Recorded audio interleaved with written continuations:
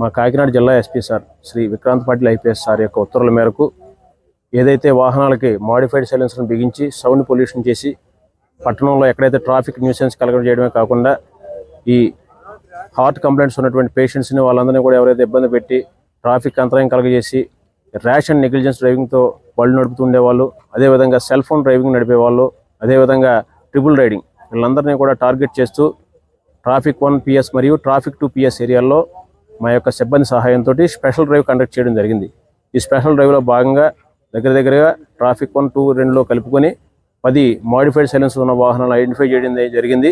వాడి యొక్క సైలెన్సర్లన్నింటినీ కూడా తీసి వాళ్ళందరికీ కూడా భారీ జరిమానాలు చరణాలు విధించడం జరిగింది.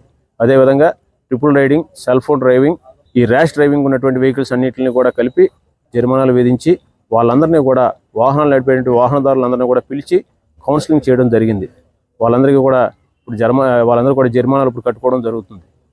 వాహనదారులందరికీ కూడా మా ట్రాఫిక్ పోలీస్ యొక్క విజ్ఞప్తి ఏంటంటే జనవరి 1 సందర్భమే కానీ తర్వాత కానీ ఏదైనా సరే ఈ మోడిఫైడ్ సైలెన్సర్లను బిగిస్తూ ట్రాఫిక్ పట్టణంలో న్యూసెన్స్ కలగజేసేటువంటి మరియు ఈ వృద్ధులకి ఈ హార్ట్ కంప్లైంట్స్ ఉన్నటువంటి పేషెంట్స్కి ఎన్ఐఎన్స్ కలగజేస్తూ న్యూసెన్స్ కలగజేస్తూ చాలా ఇబ్బందికరమైనటువంటి వాతావరణం సృష్టిస్తున్నటువంటి మోడిఫైడ్ సైలెన్స్ ఉన్నటువంటి వాహనాలందరినీ కూడా ఇక నుంచి టార్గెట్ చేస్తూ వాళ్ళందరికీ కూడా జనవరిలో వచ్చేటువంటి కొత్త చట్టాన్ని బేస్ చేసుకొని భారీగా జరిమానాలు విధించడం జరుగుతుంది.